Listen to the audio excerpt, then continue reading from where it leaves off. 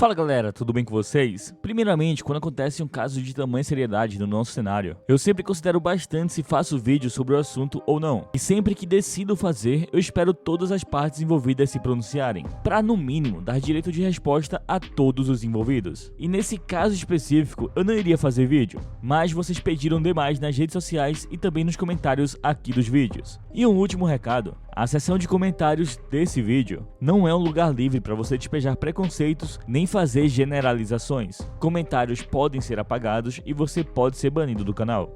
A FLORESCENT é com certeza o maior nome do cenário inclusivo de Valorant. Ela é bicampeã mundial do cenário e a única a conseguir chegar no cenário misto, e conseguindo manter seu nível de performance altíssimo. Ela foi o grande destaque da Apex no VCT EMEA Stage 1. Porém, no dia 28 de abril, a Apex fez um pronunciamento onde anunciava a saída da Florence, que iria fazer uma pausa na carreira. E poucas semanas depois, a Carry, que é uma ex-pro player do cenário GameChangers, compartilhou um documento bem pesado no Twitter, onde continha denúncias de abuso sexual contra a Florence. E esse documento era em nome de uma amiga que teria sido namorada da Florence por alguns anos. Foram relatos bem pesados, então não irei me aprofundar tanto nele, muito menos ler na íntegra. Caso você queira ler ele completo, você acha fácil no Twitter. E são duas acusações. A primeira é uma suposta agressão sexual, onde a Florence teria tido relações consentidas com a suposta vítima, mas ignorou o pedido da vítima, que seria para parar, pois estava com muita dor física. Ainda segundo o relato, a suposta vítima teria percebido que estava com sangramento quando a relação terminou. A segunda acusação seria um suposto estupro, que aconteceu no dia seguinte,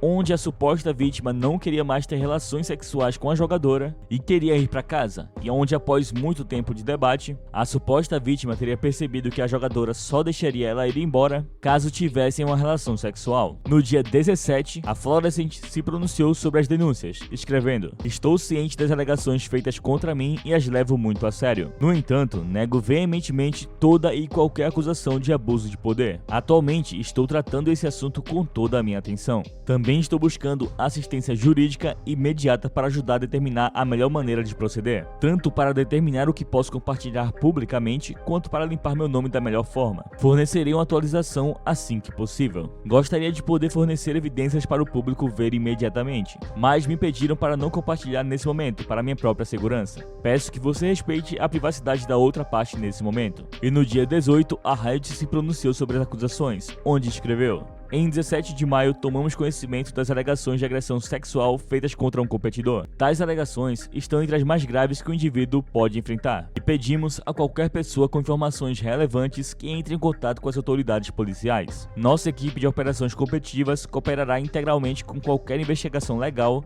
e avaliará se essas alegações afetam a elegibilidade futura do indivíduo." Pois é, e essa nota da Riot dividiu opiniões, pois diferente de outros casos, a Riot nessa nota não citou o nome da pessoa investigada. E as ex-jogadoras da Shopify Rebellion que jogaram com a FLORESCENT soltaram um comunicado oficial basicamente dizendo que elas não poderiam acusar ninguém, mas com tudo que presenciaram e tiveram de relação com a FLORESCENT, elas acreditam na vítima. E a Sarah, que morou com a FLORESCENT, postou um texto afirmando ser comum situações de manipulação emocional, e falou que ela não pode confirmar nada sobre as denúncias de abuso, mas que é algo que não deixaria surpresa. Pois é, o caso também virou assunto no último Plat Chat, e legendamos aqui para vermos as opiniões dos gringos sobre tudo isso.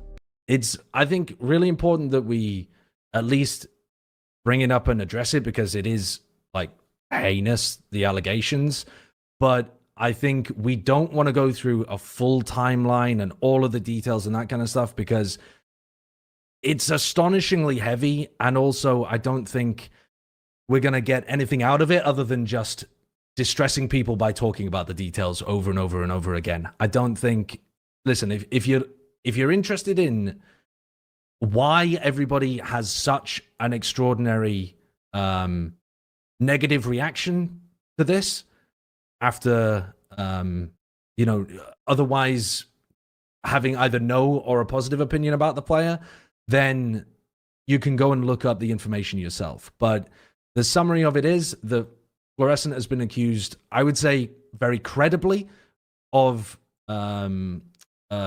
sexual assault, of a level of manipulative abuse as well in prior relations. We've seen people coming out from former teammates and other people that she's been interacting with over the course of her career, kind of not necessarily corroborate the main accusation, but build a picture of somebody that was, at the very least, unpleasant towards those that were trying to do the best for her. And I'm sure that there's a large amount of this that you could go into and talk about the mental illness component of it, but I think it should be blatantly clear that that does not in any way allow you to act in a way that causes enormous amounts of harm on other people that you interact with. The details of the allegation are genuinely horrific. It's some of the worst stuff that I've read in this space. So yeah, we just wanted to make sure that we discussed it in the sense of bringing it up, saying that we have a lot of sympathy for the people affected and don't expect there to be a return for Fluorescent, essentially. I don't know if other people have anything that they'd like to add on that front. Yeah, I think that probably the best thing to pull up to just give a good approach to how to talk about this or handle it is the statement that her former teammates on Shopify put out, who obviously she played with for 2 years. Fleur lived with Sarah during that time, and like we're obviously very close people to her. But basically, I think that this kind of the guide how to handle something like this that they're talking about. I mean, read the statement for yourself in whole. I'm not gonna read it through all the way, but they're basically just saying that Fleur's behavior is obviously reprehensible and that at this moment you should focus on the victims and hoping that they're okay and anything that can kind of be done to be better for them in what is obviously a really terrible situation. It takes a lot of strength to come out and actually like publicly make allegations about something like this that is really really one of the most like horrible and traumatizing things that someone can go through, and then putting that out on the internet against someone who has a really big picture in the space and is obviously is going to get a ton of attention.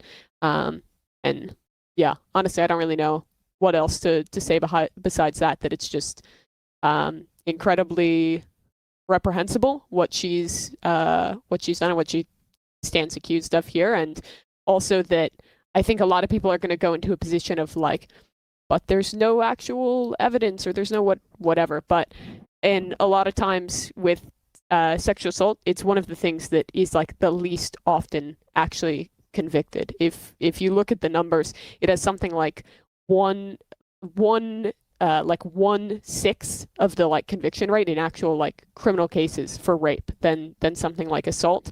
And a lot of the time these things are really hard to actually to prove and go through with, but I think what the victim has put out is pretty credible, and the way the behavior has been corroborated by other people that knew Fleur and were close to her, and yeah, it's just really bad and extremely disappointing to see someone do that really horrible shit, especially someone who a lot of people held up to as like kind of a role model and a very impressive player in her own right. So yeah, really shit. Yeah. And a reminder to that people on the internet can be extremely terrible people, and that just as a general, you don't know people. So